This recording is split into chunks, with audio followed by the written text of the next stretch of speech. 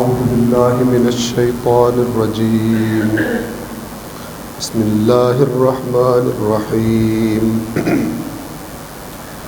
الحمد لله الذي نزل الفرقان على عبده ليكون للعالمين نذيرا والصلاة والسلام على نبيه وصفيه الذي أرسله شاهدا ومبشرا ونذيرا وداعيا إلى الله بإذنه وسراجا منيرا وعلى أهل بيته الذين أذهب الله عنهم الرجس وطهرهم تطهيرا. الله تعالى في القرآن الحكيم وهو أصدق القائلين. أعوذ بالله من الشيطان الرجيم بسم الله الرحمن الرحيم تلك أمة قد خلت لها ما كسبت ولكم ما كسبتم ولا تسألون عما كانوا يعملون. صدق الله العلي العظيم. صلوات پڑھیں.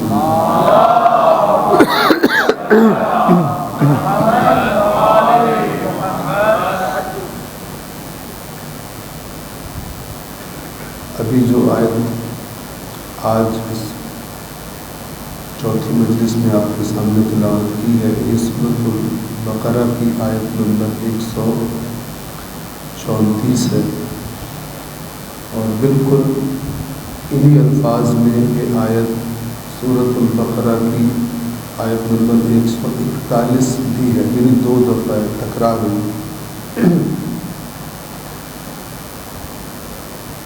اتفاق سے جو آغا نے سوال کیا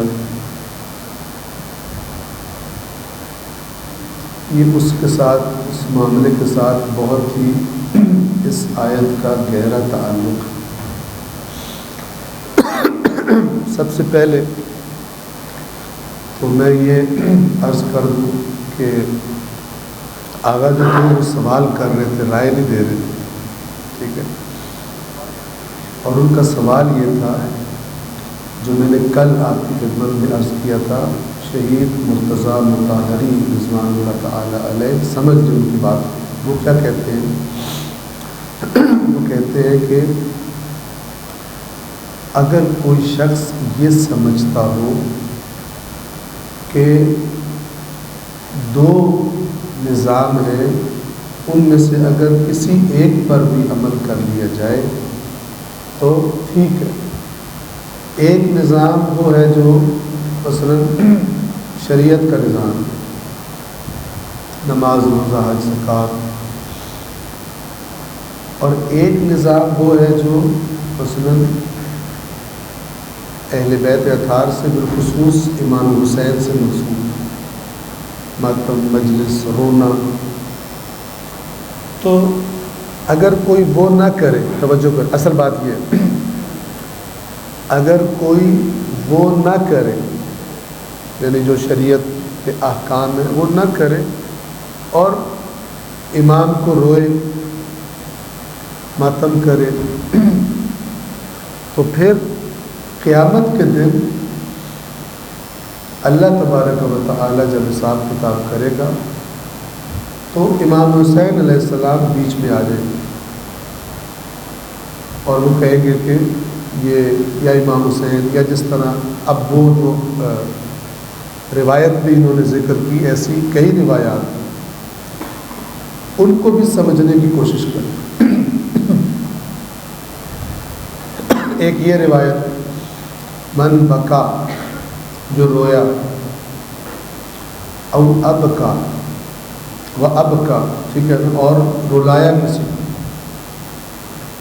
او تبا کا، تبا کا یعنی رونے کی طرح کی شکل بنا، تباکی کہتے ہیں ایسے منہ بنانا جیسے رو رہے جبکہ ایکچولی رونے والی کیفیت نہ ہو. وجبت لہو جنہ، اس پہ جنت واجب. تو تو جیسے انہوں نے کہا، ہمارے ایک بیٹے نے یہ کہا کہ جناب یہ روایت غلط ہے، تو اور اس طرح دیگر روایات جس نے مثلا فلان امام کی زیارت کی اس پہ جنت واجب ہوگی، اس کا کیا مطلب ہے؟ کیا اس سے بڑھ کر کہ مثلا جناب سیدہ نے سلام اللہ علیہ صلوات پڑھیں گے ذات اقدس پر،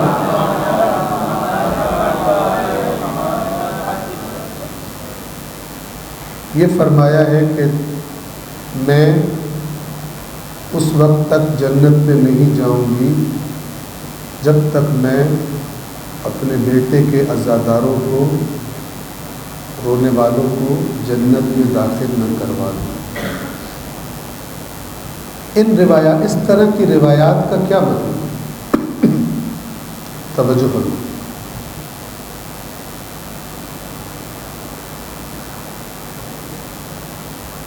یہ ہمیں تب پرابلم پیش آتا ہے جب ہم نے آیات قرآن کو نہ دیکھا ہو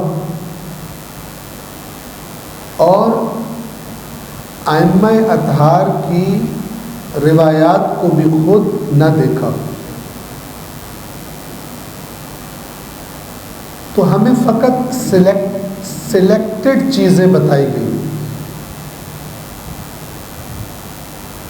تو بہت ساری چیزیں ہوتی ہیں کہ جو اپنی جگہ پر صحیح ہوتی ہیں، لیکن ان کا حقیقی معنی باقی چیزوں کو اگنور کر کے نہیں سامنے آتا، بلکہ پوری چیزوں کو ذہن میں رکھا جاتا ہے اور پھر ان کا مفہوم لیا جاتا ہے۔ توجہ کر، آپ نے یہ شہروں میں سڑکوں پہ دیکھا ہوگا، خاص طور پر جو یہ موبائل نیٹ ورکس ہیں، یہ مثال مجھے بڑی اچھی لگتی ہے کہ ان موبائل نیٹ ورکس پر لوگوں کو کھینچنے کے لیے جب آپ باہر ان کے بڑے بڑے بورڈ دیکھیں گے تو جو موٹی موٹی بات لکھی ہوگی، بڑی بڑی، وہ آپ کو اٹریکٹ کرنے کے لیے ہوگی، ٹھیک ہے، اور نیچے کہیں کونے میں لکھا ہوگا ٹرمز اینڈ کنڈیشنز اپلائی، ساری گیم بند ہوگی۔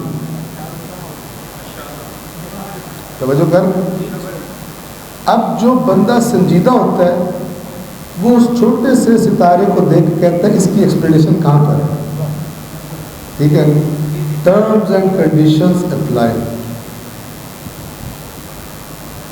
ٹرمز اینڈ کنڈیشنز کب یاد آتا ہے بندے کو؟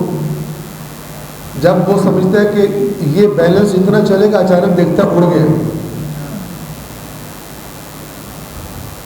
پھر وہ فون کرتا ہے ہیلپ لائن، ادھر تو لکھا تھا یہ، تو یہ میرا بیلنس کیسے اڑ گیا؟ انہوں نے پہلے ان کو تنخواہ اس بات کی دیتے ہیں کہ ٹوپی کیسے پہنانی ہے کلائنٹس کو، تو وہ سٹوریاں لے کے پہلے بیٹھے ہوتے ہیں، ایکچولی یہ ہوتا ہے تو ایکچولی وہ ہوتا ہے فلان، اور جناب آخر میں آپ کو مطمئن کر دیں، پھر قصور تمہارا ہی ہے۔ آپ دیکھیں وہاں پہ کیا لکھا ہوتا ہے، یہ میں صرف ایک ایگزامپل دے رہا ہوں، وہاں پہ لکھا ہوتا ہے کہ مثلا 500 فری منٹس، حالانکہ وہ پیسے پہلے لے لیتے ہیں، پیسے پہلے لے لیتے ہیں، لیکن پھر بھی بندہ اپنے دوست کو بتا رہا ہے میرے پاس فری منٹ ہے، بیچارے کو اتنی سینس نہیں ہے کہ میں نے ایڈوانس پیسے دے دیے ان کے، کیونکہ اس نے اتنے طریقے سے جھوٹ بولا ہے کہ یہ بھی اسی کی زبان بولتے ہیں، فری منٹس، کوئی منٹس فری نہیں ہوتے، ہے کہ نہیں؟ آپ دیکھتے ہیں کہتے ہیں میرے پاس اتنے فری منٹ ہوتے ہیں، اگر تھوڑا سا بندہ غور کرے اسے پتہ ہے یہ فری منٹس نہیں ہے، پہلے پیسے دے چکا ہوں، تو پیسے دے چکے ان کو کیوں فری منٹس کہہ رہے ہیں؟ لکھا ہوگا صرف آپ کے لیے، صرف جناب یہ وہ، تاکہ بندہ پھنس جائے۔ پھر نیچے لکھا ہوتا ہے ٹرمز اینڈ کنڈیشنز، تو جو عاقل ہوتا ہے وہ اس کو دیکھتے ہیں تاکہ دھوکہ نہ کھائے۔ اسی طرح یہ آپ کو مثال دی، جب آپ ایک روایت کو دیکھتے ہو تو آپ یہ جان لو کہ اس کے ساتھ ٹرمز اینڈ کنڈیشنز اپلائی ہو. ہرگز اس روایت کا مطلب، توجہ کریں، آپ خود سوچیں، آپ کو پتہ سوچنے کو افضل ترین عبادت کہا ہے. چونکہ بعض نہ سوچنے والا بندہ عمر گزار دیتا ہے ایک ایسے کانسیپٹ اور عقیدے کے ساتھ کہ اگر ایک چند لمحے کے لیے بھی غور کرے تو خود ہی اس کو پتہ چل جائے گا بھی یہ کیا ہے، ہوا میں کھڑا ہوں، لیکن نہیں سوچتا. اور ہم دین کے معاملے میں کم سوچنے کے عادی ہیں. اور ماشاءاللہ اب تو خطیب بھی ایسے آ گئے، کہتے ہیں سوچنا نہیں ہے، ماننا ہے. ان کو تلقین کرتے ہیں، فری منٹس تلقین کرتے ہیں، سوچنا نہیں ماننا ہے، جبکہ پورا قرآن بڑا پڑا سوچنا ہے. اہل بیت اطہار کی روایات ہے کہ اللہ نے سوچنے والوں کو ہدایت کی خوشخبری دی ہے، باقیوں کو نہیں دی. اور بندہ ممبر میں بیٹھ کے کہتا ہے ان ہستیوں کو سوچنا نہیں ہے، ماننا ہے. آپ کو گمراہ کر رہا ہے، آگے سے بابا کر. اور جب وہ دیکھتا ہے نا کہ میری بات اتنی میں نے بوگی ماری ہے کہ لوگ جو ہے نا تھوڑا سوچ رہے ہیں، کہتے ہیں حلالی نعرہ ماریں گے، حلالی تسلیم کریں گے، پھر وہ ایموشنلی بلیک میل ہو کے بندے، اب حلالی کا تو مسئلہ پھر وہ زیادہ سخت ہو جاتا ہے. تو حالانکہ جو یہ باتیں کرتے ہیں ان کا اپنا حلالی ہونا مشکوک ہوتا ہے، ورنہ جو اپنے گھر سے نکل کے فرش عذاب پہ آیا وہ حلالی ہے.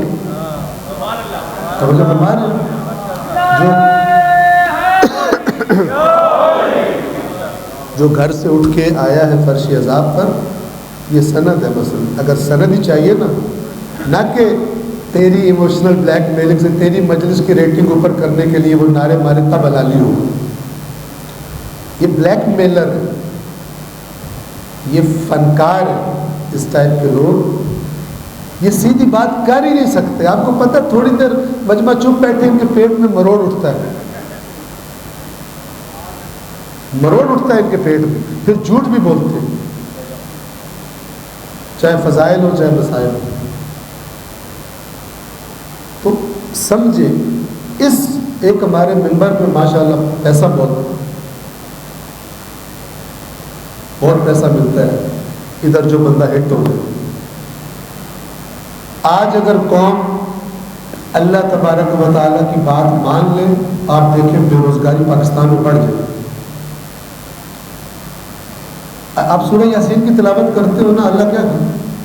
اللہ اپنے معیار بتاتا ہے، اپنی پچھلی جو داستانیں بتاتا ہے اللہ معیار کہ جب سورہ یاسین میں وہ اللہ فرماتا ہے وَجَاءَ مِنْ أَقْصَى الْمَدِينَةِ رَجُلٌ يَسْعَىٰ، شہر کے دور والے کنارے سے ایک بندہ دوڑتا ہوا آیا. قَالَ يَا قَوْمِ اتَّبِعُوا الْمُرْسَلِينَ، اس نے دیکھا کہ نبیوں کو گھیرا ڈال کے ان پہ تو کیس چلایا ہوا، انہوں نے تو مارنے کے در پہ ہیں قوم والے. اب اس بندے کی جرت دیکھو، اسے پتہ تھا ان کو چھوڑ کے پہلے مجھے ماریں گے، لیکن وہ آیا دوڑتا ہوا اور اپنی قوم سے کہتا ہے کہ ان کے تو تم نے پیچھے چلنا ہے، تم ان کے در پہ ہوئے کھڑے ہو. پھر اب دیکھیں اللہ نے اس کے جملے کو قرآن کا حصہ بنایا سورہ یاسین کا، اس کے جملے کو اتبعوا. کاش یہ بات سمجھ آ جائے شیعہ قوم، مکھیاں مچھر ختم ہو جائے. اتبعوا من لا يسألكم اجرا، اس کے پیچھے چلو جو تم سے کسی اجر کا مطالبہ نہیں کرتا. ہماری قوم کی اکثریت ان سے دین لے رہی ہے تو پہلے طے کرتے ہیں خلاف قرآن. اللہ کی باتیں ہوائی باتیں نہیں. اتبعوا، اور یہ تو سورہ یاسین ہے، خوش نصیب صورتوں میں سے جس کو پتہ نہیں برکتوں کے لیے پتہ نہیں کس کے لیے پڑھتے، سوائے ہدایت کے باقی سب کام کے لیے پڑھتے. اتبعوا من لا يسألكم اجرا، اس کے پیچھے چلو جو تم سے اجر کا سوال نہیں کرتا. وَهُمْ مُهْتَدُونَ، اور یہ ان کے ہدایت یافتہ ہونے کی علامت ہے. ہدایت یافتہ ہونے کی ایک علامت ہے کہ اجر کا اگر کسی سے مطالبہ ہے تو وہ اللہ سے ہے، پبلک سے نہیں ہے. ادھر تو پتہ نہیں کیا کیا طریقے ہوتے. بعض لوگ تو یہ بھی کہتے ہیں کہ اس دفعہ جو ہے وہ کیونکہ ڈالر پر بہت اوپر چلا گیا، روپیہ ڈی ویلیو ہے، تو اس کے مطابق پھر آپ جو ڈیل کرتے ہیں اس منڈی میں ان کو پتہ ہے کہ کیسی منڈی ہے، دین بیچنے کی منڈی۔ اللہ پوچھے گا، بانیوں سے بھی پوچھے گا، اور جو یہاں بیٹھ کے یہ کام کرتے ہیں اس سے پوچھے گا۔ ایک معمولی بات ہے، روح قرآن کے خلاف ہے۔ اللہ گائیڈ کر رہا ہے، اللہ جو پچھلا قصہ سناتا ہے کسی صحیح راہ پہ چلنے والے کا کوئی جملہ اللہ تعالیٰ قرآن میں لے کے آتا ہے، ایکچولی وہ اللہ کہہ رہا ہوتا ہے کہ یہ اصل ہے، اتبعوا من لا يسألكم علیہ اجرا۔ قرآن کی صورتیں آپ پڑھیں، اللہ نے بار بار نبیوں کی زبان سے نکلی ہوئی باتوں کو کوٹ کیا۔ ہمارا نبی آیا، اس نے کہا کہ اللہ کی عبادت کرو اور میری اطاعت کرو، پیچھے چلو، لا اسألکم علیہ اجرا، میں صرف ان اجریہ الا علی اللہ، میرا اجر تو الگ ہے، تم سے نہیں مانگتا۔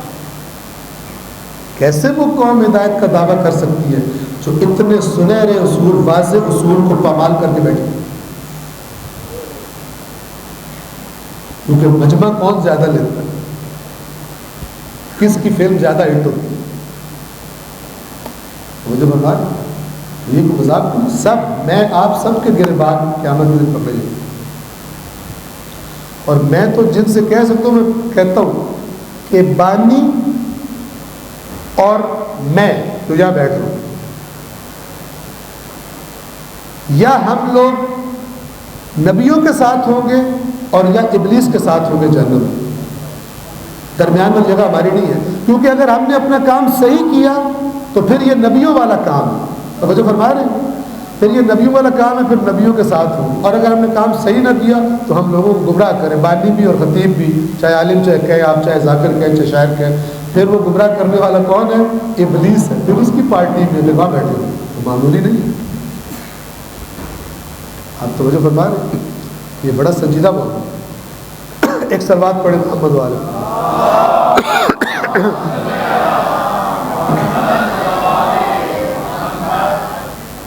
میں آپ کو سمجھاتا ہوں کہ روایات کے بارے میں جو فائنل رائے قائم کرنی ہوتی ہے وہ ایک روایت کو دیکھ کے قائم نہیں کرنی، سب کو دیکھ کے قائم کرنی۔ اب یہ دیکھیں، مثلا آپ کو ایک مثال دیں، ایک مثال کہ یہ جو میں نے آپ کو جناب سیدہ کا فرمان سنایا، ہم فرض کرتے ہیں کہ مثلا یہ صحیح روایت ہے کہ جب تک میں اپنے بیٹے کو رونے والوں کو جنت میں نہیں لے جاؤں گی، خود نہیں جاؤں گی، یعنی میں ان کی شفاعت کروں، اوکے۔ اب چھٹے امام، یہ اصول کافی کی روایت آپ کو بتا رہا ہوں، صلوات پڑھ دیں امام کی ذات ہے۔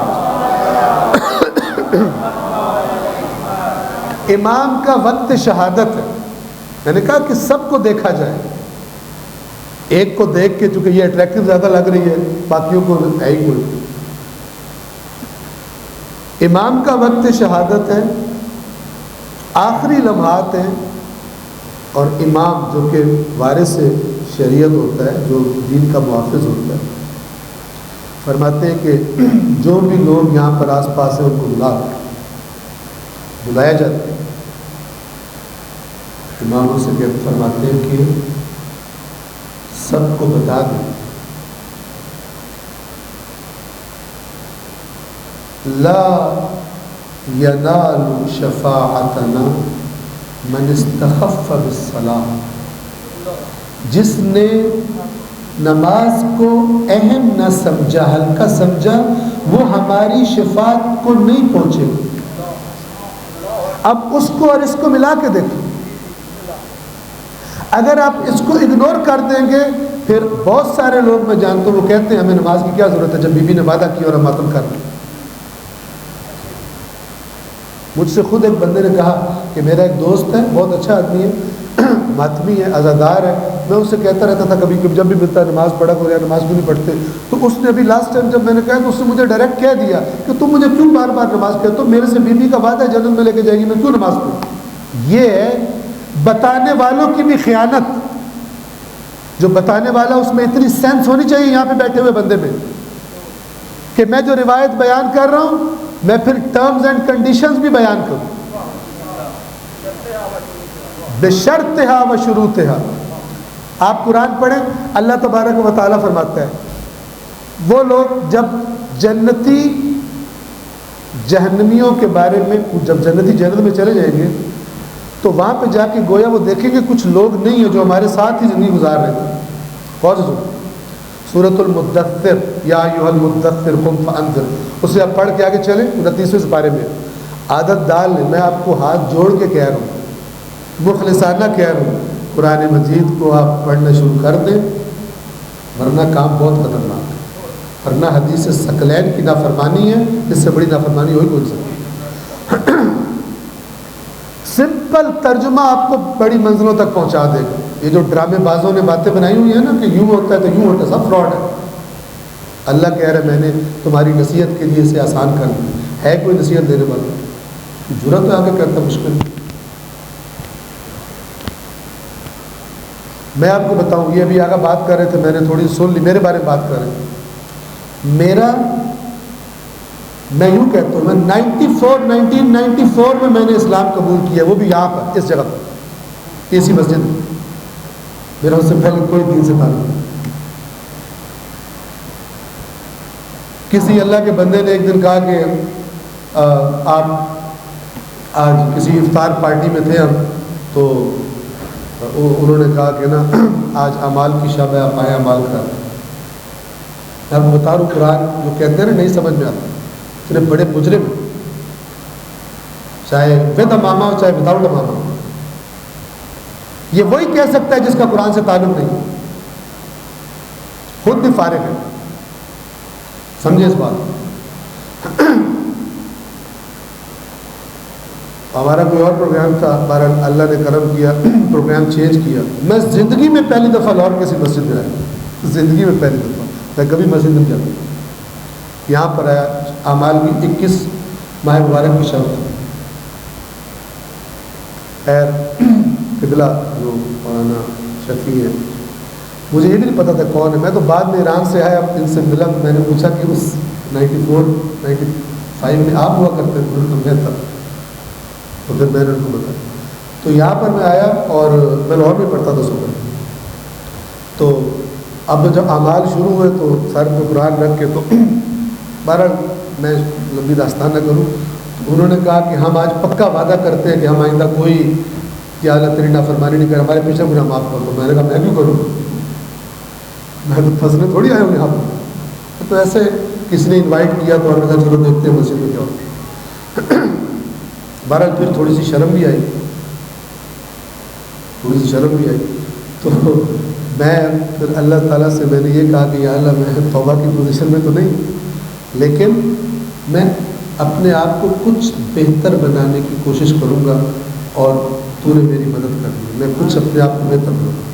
تو میں خیر لیٹ نائٹ یہاں سے فارغ ہوئے، گئے، سو گیا. صبح اٹھا، میں نے کہا میں بہتر کیسے بناؤں گا.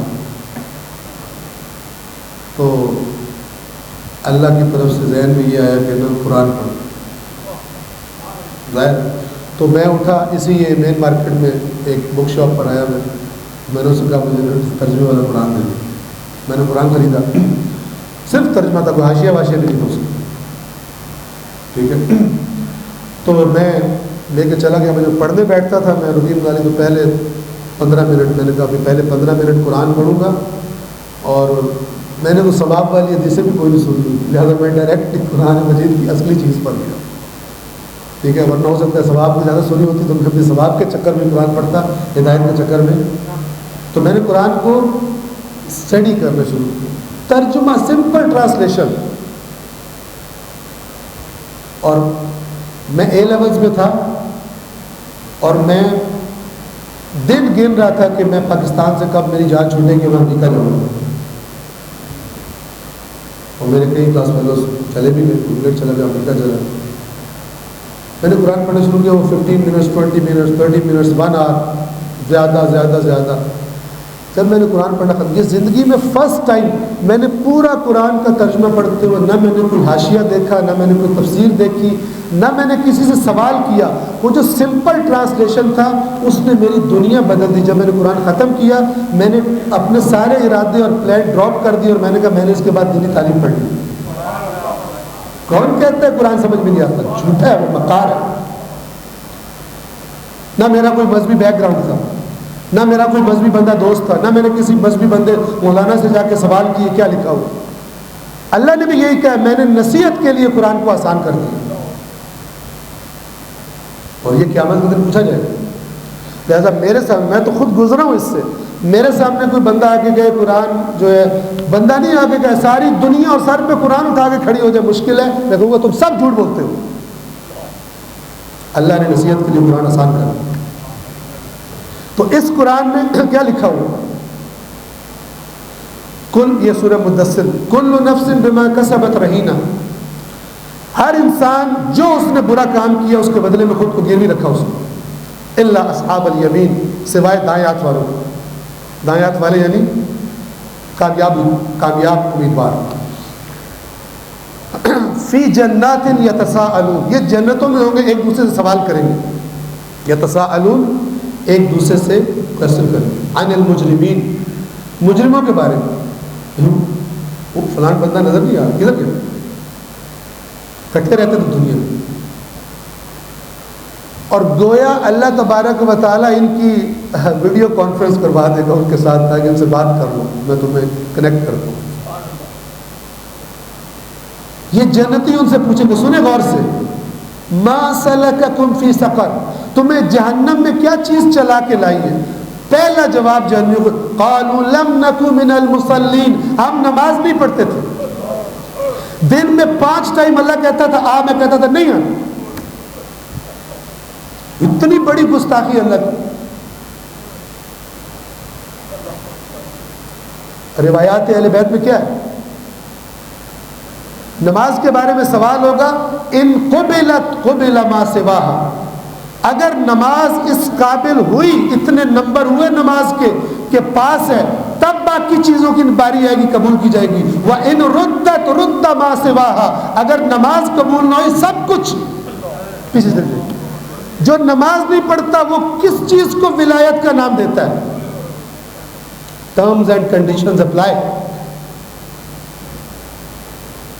Terms and conditions apply. جس نے علی کی ولایت مانی ہے اس کی جرأت ہے نماز نہ پڑھے، علی کے اللہ کا حکم نہ مانے اور کہ میں علی کو مانتا ہوں، جھوٹ بولتا ہے۔ اور کسی فراڈیے نے اس کی فکری تربیت کی ہے، کسی دین فروش نے اس کی ذہن کی تربیت کی ہے، کسی ایماندار نے تربیت نہیں کی اس کی۔ تو پہلا جواب یہ دیں گے، قالوا لم نک من المصلین، ہم نماز نہیں پڑھتے۔ تو آپ ایک روایت اٹھاؤ گے اور اس آیت کو اٹھا کے سائڈ پہ کر دو،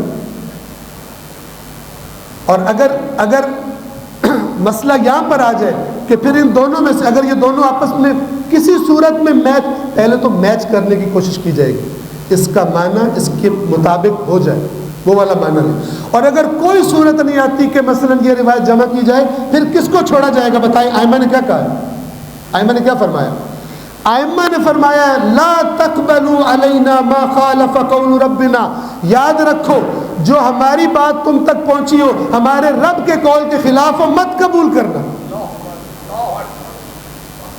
لیکن پتہ کس کو چلے گا؟ جس نے کبھی قرآن کی طرف جا کے دیکھا ہو۔ آیا انہی ائمہ کا فرق میں آپ کو بتاتا ہوں۔ امام محمد باقر علیہ السلام کیا فرماتے ہیں؟ اصول کافی، کتاب الایمان والکفر، باب الطاعت والتقوی، دوسری یا تیسری روایت۔ ایک صحابی ہے امام کا، جابر جوہری، پھر جو اس طرح بیان روایتیں کر رہے ہیں وہ یہ کیوں نہیں بیان کرتا؟ پھر دونوں بیان کریں، پھر لوگ پوچھیں گے پھر اس کا نتیجہ بتاؤ، جواب بھی ڈھنگ سے نہیں دے پائیں۔ اب سنیں روایت اور خود میچ کرے کہ آیا میچ ہو سکتی کہ میچ نہیں ہو سکتی. امام نے فرمایا یا جابر جعفی جو راوی ہے اس روایت کا، اس سے کہا یا جابر.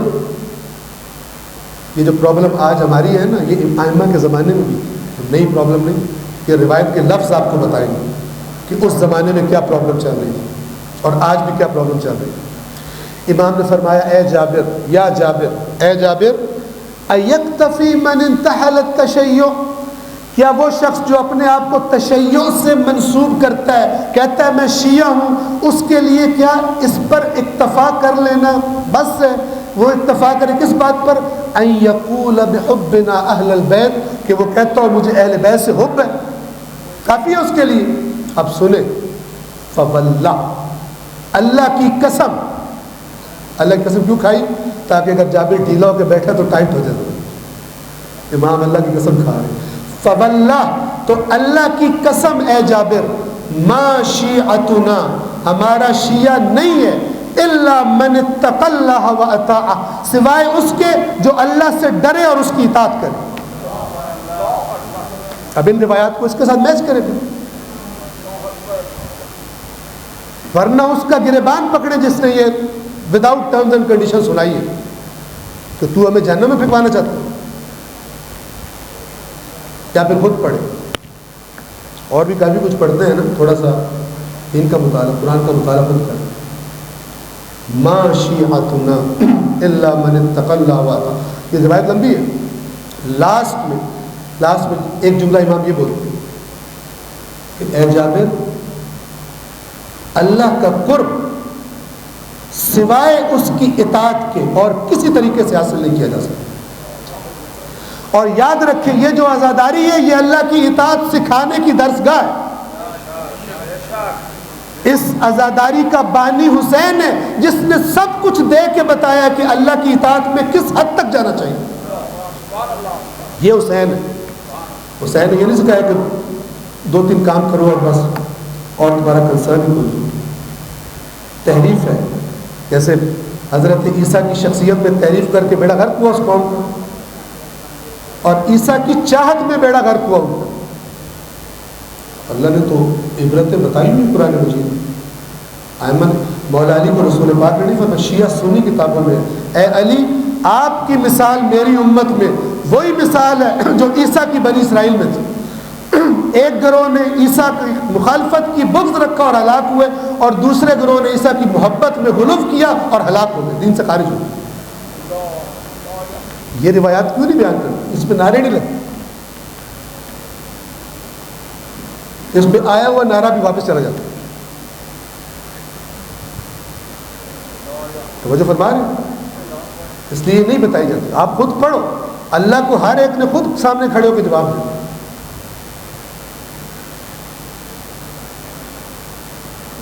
امام کے پاس ایک بندہ آتا ہے، امام جعفر صادق علیہ الصلوۃ والسلام کے پاس. آ کر امام سے کہتا ہے کہ آپ کے بارے میں فلان شخص نے یہ غلو والی بات کی ہے.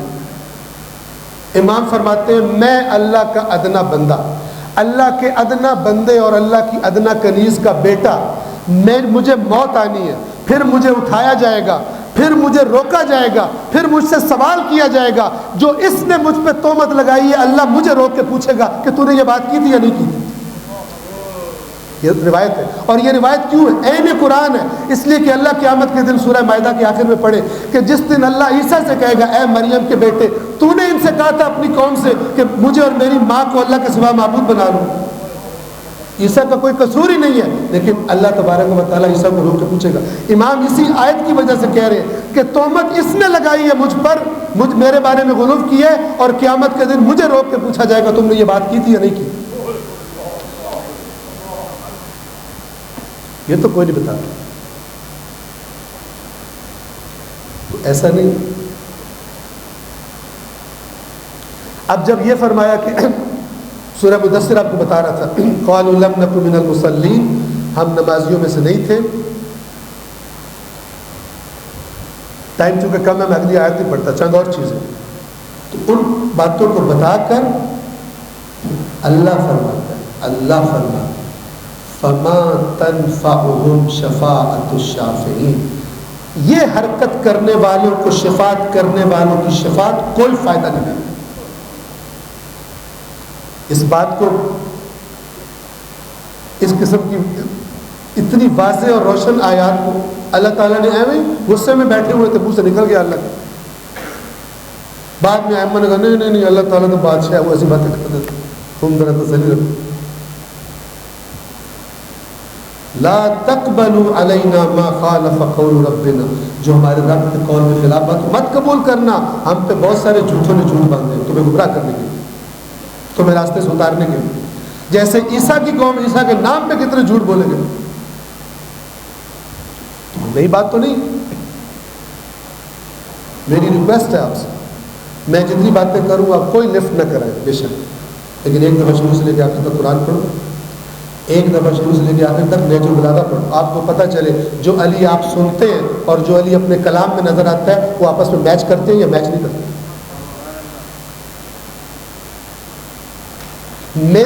میری آپ کی کیا حیثیت ہے؟ آپ وہ خط پڑھیں جو مولا نے اپنے سب سے ایک عزیز ترین لوگوں میں سے ایک کون ہے؟ مالک اشتر ہے، جو خط مولا نے مالک اشتر، وہ خط نہیں ہے، وہ مالک اشتر کو دھمکی پہ دھمکی دی ہوئی کہ میں تیرے ذمہ داری لگا رہا ہوں، اس میں اگر تو نے کوتاہی کی تو میں تجھے نہیں چھوڑوں گا، اور وہ جو میرے بھی اوپر ہے اللہ وہ تجھے نہیں چھوڑے گا۔ ہم تو جناب مولا کیوں آئیں گے اور نکال کے لے جائیں گے؟ دیکھو تو صحیح ادھر کیا لکھا ہو، کون ہے مالک اشتر؟ جس کو مولا فرماتے ہیں تو میرے لیے ویسا ہے جیسے میں رسول اللہ کے لیے تھا۔ یہ اس مالک اشتر کو یہ فرما رہے، باقی کسی کی تو مجال ہی کوئی نہیں۔ کیوں یہ فرمایا کہ تو میرے لیے ایسا ہے جیسے میں رسول اللہ کے لیے تھا؟ اس لیے کہ جب رسول اللہ مولا علی کو کچھ حکم دیتے تھے، پھر مولا نہیں دیتے تھے سامنے کون کھڑا ہو، تبھی تو دشمنی زیادہ تھی، تبھی تو بغض علی تھا۔ اسی طرح جب علی مالک اشتر کو حکم دے دیتے تھے، پھر مالک اشتر نہیں دیکھتے تھے سامنے کون کھڑا ہو، پھر چڑھائی کر دیتے۔ تبھی تو آج تک لوگوں کو مالک اشتر پسند نہیں آتے، بعض لوگوں، کیونکہ بعض شخصیات کو پھر رگڑا لگا دیا تھا مالک اشتر، کیونکہ جب علی کا حکم ہوتا تو وہ پھر نہیں دیکھتے تھے۔ اس وجہ سے کہا تو میرے لیے بالکل ایسے ہی ہے جیسے میں رسول اللہ کی، میں نہیں پھر کوئی رشتہ داری کا لحاظ کرتا تھا، نہ میں دیکھتا تھا پاسپورٹ مکہ کا ہے یا پاسپورٹ مدینے کا ہے، پھر میں رگڑ دیتا تھا، ٹھیک ہے نا؟ اسی طرح تو بھی ایسا کرتا ہے۔ اس مالک کو وہ خط پڑھے آپ، جس کا نام سن کے ہم واہ کرتے ہیں کہ پڑھتے کوئی نہیں، ٹھیک ہے؟ یہ عجیب بیماری ہے، یقین کریں بیماری ہے، پڑھتے نہیں۔ اس خط میں جب مصر کا گورنر بنایا بھیجا تو جو ہدایات دی ہیں مولا علی نے اتنی شاہکار ہے، یونیورسل ہے کہ یونائٹڈ نیشنز میں پڑھ کے سنائی گئی کہ یہ گورنر سنو، پوری ہدایات، تو نے کن کو اپنا وزیر بنانا ہے، خوشامدیوں کو نیڑے مت آنے دینا، تیرے سے پہلے جن لوگوں نے ظالموں کی حکومت میں خدمات کی ہو ان کو مت لینا، اور اپنی عوام کے بارے میں اللہ سے ڈرتا رہے، کیونکہ اگر تو نے عوام کے بارے میں کوئی ظلم و ستم کیا، ان کے حقوق کا لحاظ نہ کیا، تو یاد رکھنا، مالک کو دھمکی دے کہ پھر تیرا دشمن عوام نہیں ہوگی، پھر تیرا دشمن اس عوام کا اللہ ہوگا، اور مالک جان لے اس کے سامنے تیرے پاس کوئی قدرت نہیں۔ یہ کس کو کہہ رہے؟ یہ کہہ رہے مالک میں تجھے لے کے نکل جاتا ہوں، مالک اشتر کو، باقی کوئی کسی کھیت کی بولی نہیں۔ سمجھے اس بات کو۔ عثمان ابن حنیف مولا علی نے پتہ چن چن کے گورنر بنائے تھے، جن کو توقعات تھی نہیں بنایا۔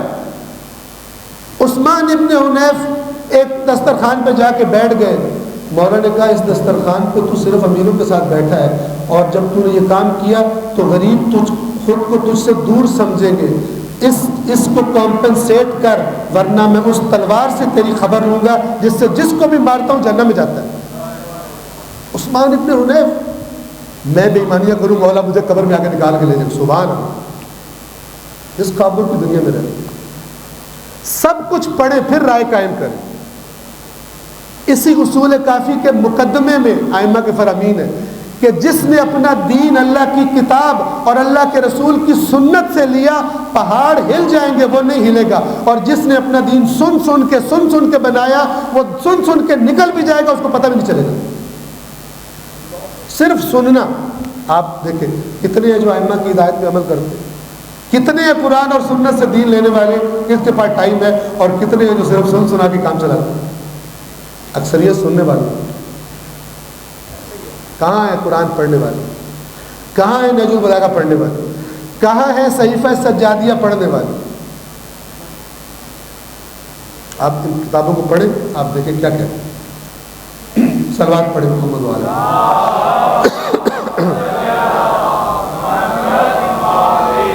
بس ہم بہت تھے، ائمہ نے تو کہا ہے کہ مت قبول کرو، وہ کسی جھوٹے نے ہم پہ گھڑا ہے اگر ہمارے رب کے قول کے خلاف ہے۔ تو میں ذرا زیادہ کیئرفل بات کرتا ہوں کہ جب ہم دیکھیں کہ ایک روایت دوسری روایتوں سے بھی نہیں میچ کر رہی اور آیات سے بھی نہیں میچ کر رہی، کچھ آیات اور روایات بالکل ایک جیسی ہیں، اور کچھ روایات ہیں جو نہ دوسری روایات سے میچ کر رہی ہیں اور نہ ہی دوسری آیات قرآن کی آیات سے میچ کر رہی ہیں، پھر کم سے کم ان روایات کے بارے میں احتیاط سے کام ہے۔ عقل یہ کہتی ہے، نہ یہ کہ قرآن کو بھی سائڈ پہ کر دو، باقی اہل بیت کی روایت کو بھی سائڈ پہ کرو، جو ہمیں مزہ دے رہی ہے، جو پیکج ہمیں اچھا لگ رہا ہے وہ لے کے چلو، یہ ناقابل قبول ہے۔ آپ کے اندر قیامت کے دن آپ کی عقل گواہی دے گی، اس نے میرے خلاف فیصلہ کیا تھا۔ آپ کو پتہ ہے تو قیامت کے دن چیزیں گواہ ہوں گی، ان میں سے ایک بندے کی عقل ہوگی۔ اتنی عجیب عدالت ہوگی کہ بندہ کہے گا مجھے سمجھ نہیں آئی، یہ کہے گی آئی تھی، جھوٹ بول رہا ہے، یوں ہوگا۔ کہے گا میں نے سنا نہیں، وہ کہے گا سنا تھا، جھوٹ بول رہا ہے، کان کہے گا سنا تھا اسے۔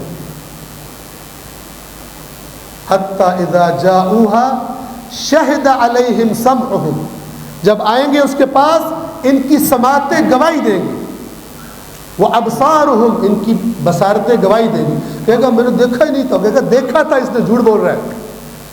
وجلودہم، ان کے بدن کی جلد گواہی دے گی، بما کانوا یکسبون، تو یہ کام کرتے تھے۔ فقالوا لجلودہم لما شہدتم علینا، یہ تعجب سے کہیں گے اور عجیب سے کہیں گے وہ جلد میری ہے، میرے خلاف کیوں، ہمارے خلاف کیوں گواہی دے رہے ہو، اور تمہارا کام تو بولنا ہے ہی نہیں، تم کیوں بول رہے ہو؟ تو یہ جلد جواب دے گی، قالوا انطقنا اللہ الذی انطق کل شیء، ہمیں بولنے کی طاقت اسی نے آج دے دی ہے جس نے جو چیزیں پہلے بولا کرتی تھی ان کو بولنے کی طاقت، جو تیرے منہ میں گوشت کا لوتھڑا تھا جس نے اس کے اندر بولنے کی طاقت رکھی تھی، آج اسی نے اپنی قدرت سے میرے اندر بولنے کی طاقت رکھی۔ اور بھائی آج تو انسان نے بے جان یہ موبائل جو بولتے ہیں، یہ اس کی بھی ایک جھلک ہے، بولتے کہ نہیں بولتے؟ بڑی ایمانداری سے بولتے ہیں، جو ریکارڈ کیا وہ بولتے ہیں، اپنے مالک کے خلاف بول دیتے ہیں۔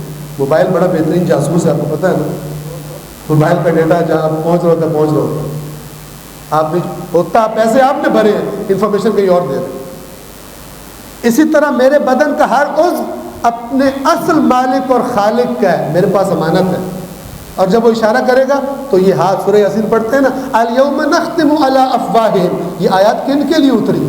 یہ کن کے لیے اتری؟ الیوم نختم علی افواہہم، آج ہم ان کے منہ پر مور لگا دیں گے، وتکلمنا ایدیہم، ان کے ہاتھ بولیں گے، ہم سے کلام کریں گے، وتشہد ارجلہم، ان کے پیر گواہی دیں گے، چل چل کے کون سے کلبوں میں ڈانس کرنے جاتے ہیں، راتیں کہاں گزارتے تھے، کن کن محفلوں میں بیٹھتے تھے، اللہ نے قرآن میں کچھ کس کے لیے؟ تو بس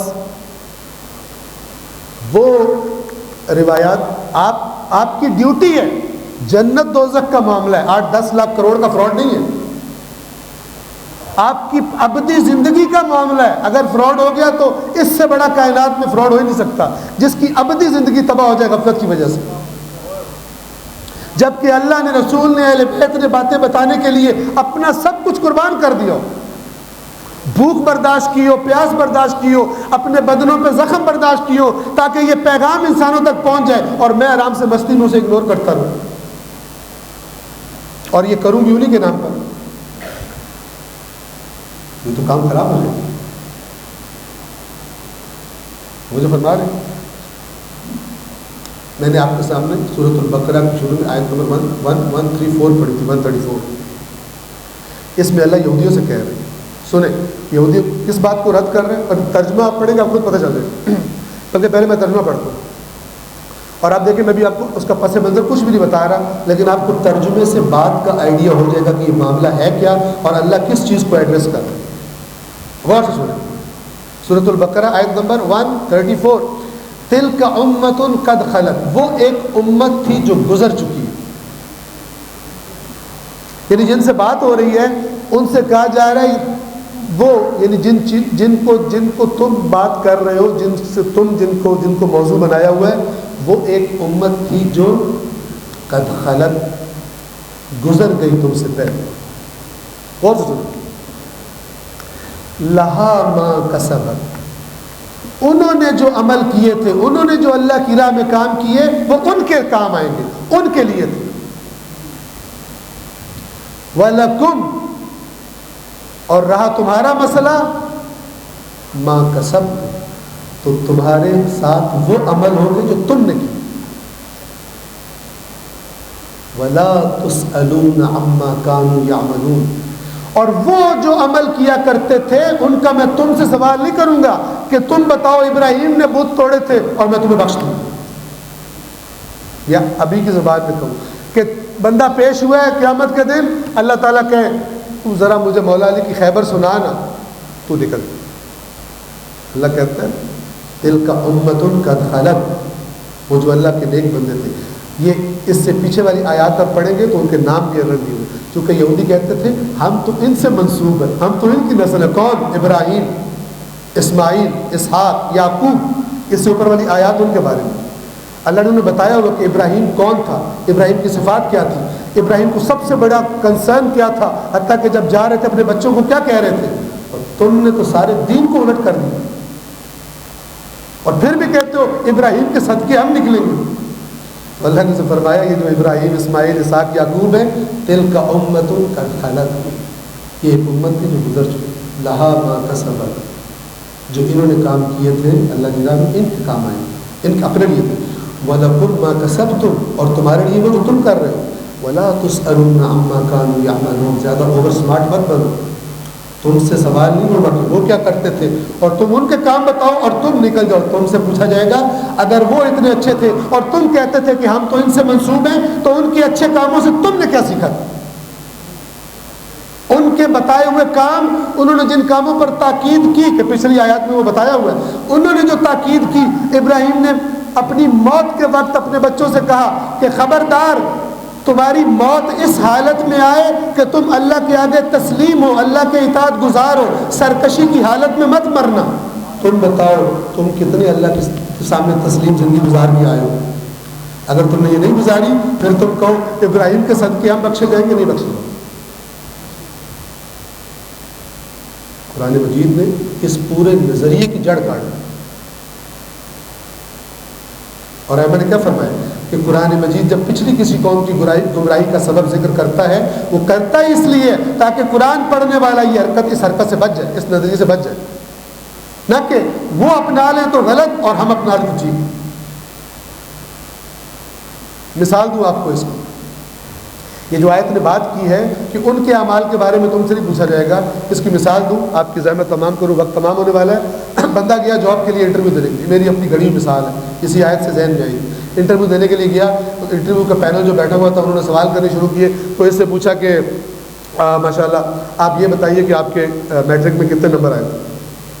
توجہ فرمائیے, یہ کہتا ہے پوچھا کیا ہے آپ کے میٹرک میں کتنے نمبر ہے بورڈ میں. کہتا ہے جی میرے والد صاحب کے 80%. لہا ما کسبت ولکم ما کسبت. انہوں نے کہا کہ آپ کے نمبر پوچھے, ابا کا انٹرویو نہیں کر رہے ہوں, نہ ابا کو جاب, ابا نے جاب اپلائی کی ہے. اچھا ہمیں یہ پتہ چل گیا آپ کے جواب سے ماشاءاللہ آپ ایک لائق باپ کی اولاد ہیں, ایک اچھے نمبر لینے والے باپ کی اولاد ہیں. ابے سے آپ نے کیا حاصل کیا, آپ اپنے نمبر پر. کہتا جی بالکل, میرے دادا نے 85%. انہوں نے کہا اچھا. بڑے صبر تحمل والا تھا انٹرویو والا پیرنٹ, ورنہ پہلے سوال پہ کک آؤٹ کر دیتے, لیکن ذرا صبر تحمل والے تھے.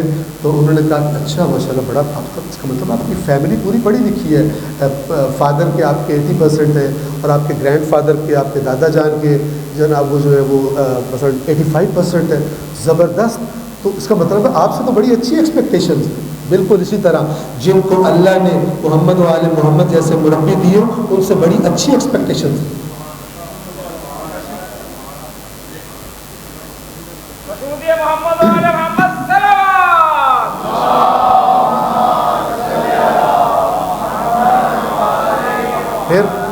پھر انہوں نے پوچھا کہ اوکے لاسٹ ٹائم ہم آپ سے پوچھ رہے ہیں کہ اب آپ مہربانی کر کے اپنے بتا رہے ہیں. کہتا ہے میرے پردادے کے 90%.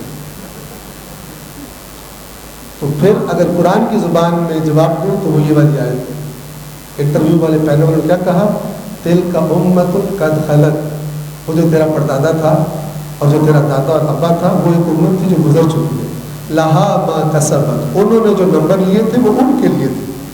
وَلَكُمْ مَا كَسَبْتُمْ, اور تمہارے لیے وہ نمبر ہے اپنے بتاؤ جو تم. وَلَا تُسْأَلُونَ عَمَّا كَانُوا يَعْمَلُونَ, ان کے بورڈ میں کتنے نمبر آئے تھے تم سے بھی پوچھا جائے گا.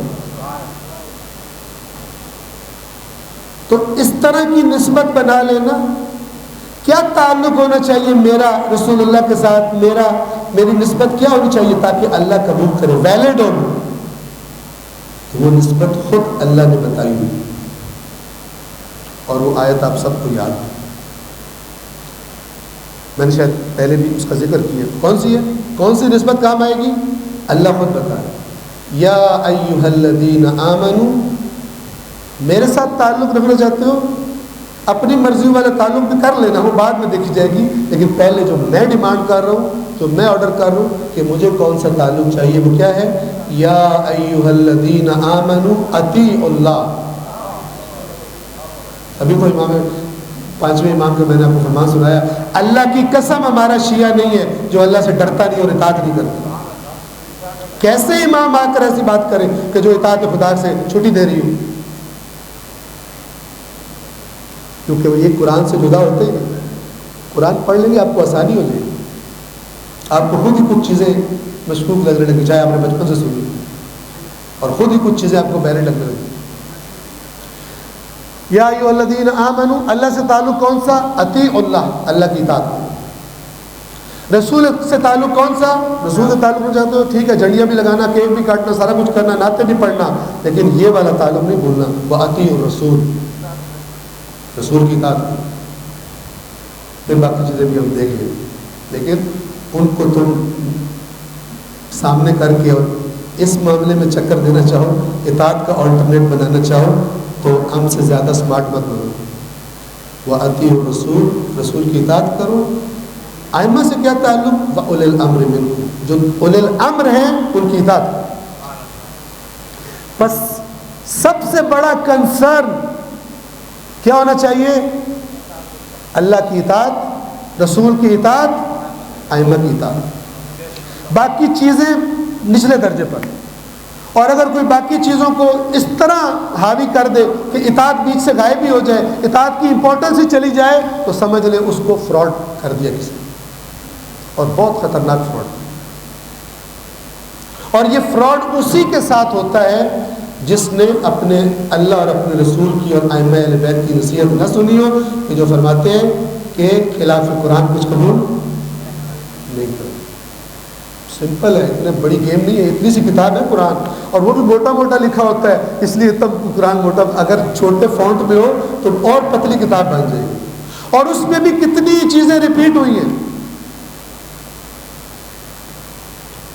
تو آپ اگر چند مرتبہ قرآن کو صرف ترجمہ پڑھ لو نا, چند مرتبہ, آپ کو میکسیمم چیزیں قرآن کی ویسے ہی آپ کے ذہن میں آپ کو پتہ چل جائے گی کہ قرآن میں اللہ نے کیا کہا. لیکن افسوس, ہم تو مائل میں کرم ہیں, کوئی سائل ہی نہیں, راہ دکھلائیں کسے راہ روے منزل ہی نہیں. یہ جواب شکوہ میں اللہ کی طرف سے اقبال نے کہا. تم مجھ سے گلے کر رہے ہو, اپنی حالت تو دیکھو. تم نے کیا کیا؟ تم نے ہماری جو میں نے ڈیمانڈ کی تم سے وہ تم کرتے نہیں ہو, اور مجھ سے کہتے ہو کہ جو تو نے وعدہ کیا تو کر میں ہمارے ساتھ.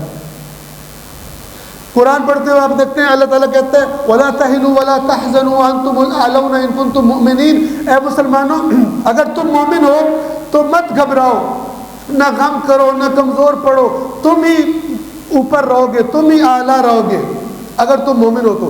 بندہ کہتا ہے کہ یا اللہ ہم تو ذلیل ہو رہے ہیں دنیا میں، قرآن پڑھ کے تو نے کہا تم اعلیٰ رہو گے۔ اللہ کہتا ہے پوری بات تو پڑھو۔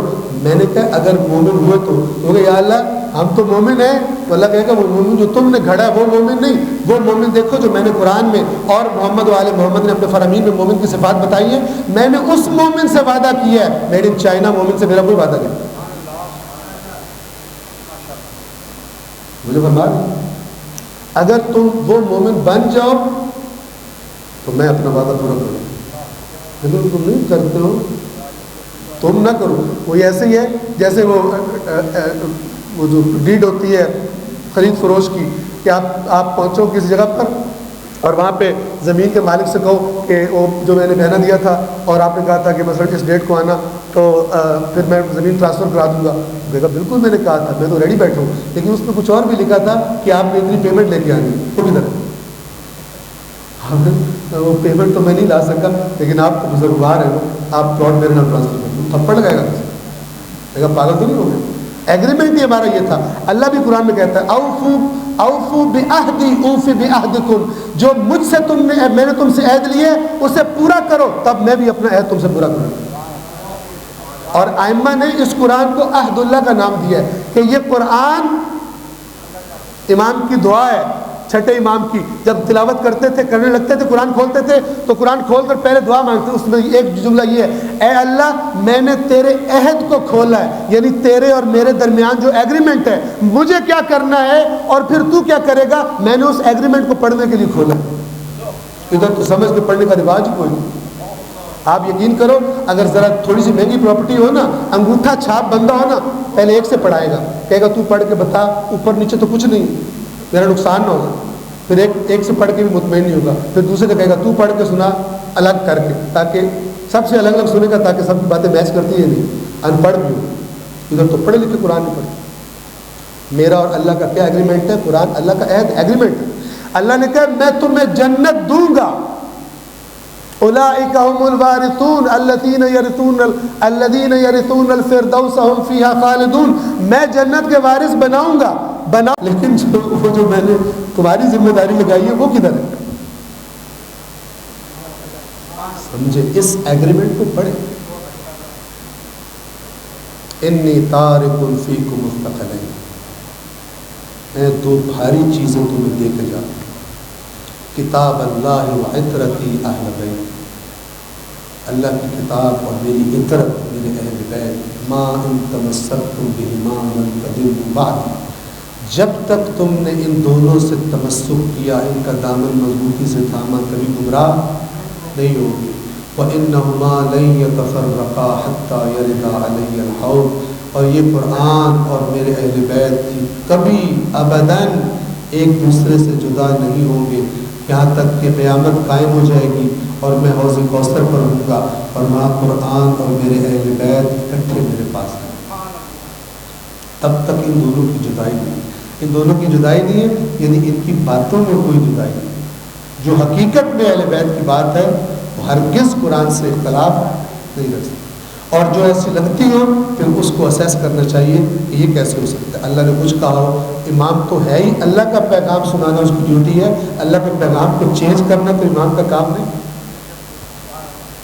میری عرائض تمام ہے، آج صلوات پڑھ دیں محمد والا۔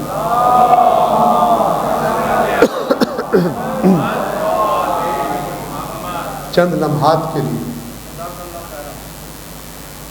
وہ جن ہستیوں کو نبی نے اپنے بعد سب سے قیمتی قرار دیا اور امت سے یہ چاہا کہ میرے بعد جو قرآن کا وزن اور مقام ہے اور جو میرے اہل بیت کا وزن اور مقام ہے، ان کے برابر کسی کو مت لے کر آئے۔ اور امت نے کیا کیا؟ سید سجاد فرماتے تھے کہ کہ ہمارے جد نے، جب لوگ سوال کرتے تھے نا کربلا کے بارے میں، لوگ آ کے امام سے ہی پوچھتے تھے آپ بتائیں کربلا میں کیا ہوا، آپ بتائیں کوفہ اور شام میں کیا ہوا. تو جب وہاں کی داستانیں سناتے تو سنا کے پھر یہ بھی فرمایا کرتے تھے کہ اے سوال کرنے والے، ہمارے جد نے جس کا کلمہ یہ امت پڑھتی ہے، اس نے تو اپنی امت کو تاکید کی تھی کہ میرے بعد میرے بچوں کا خیال رکھیں، میرے بعد میرے اہل بیت کے بارے میں اللہ سے ڈرتے رہنا.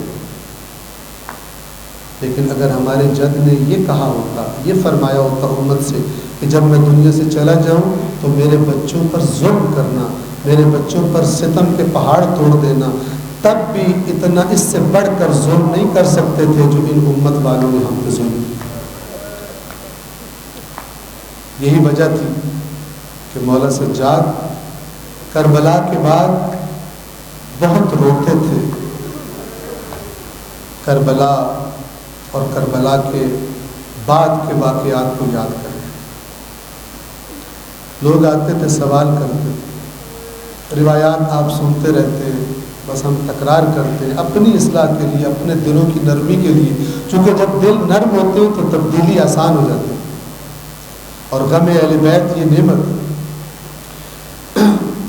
ایک روایت یہ ہے مولا کے بارے میں کہ امام نے روزہ رکھا،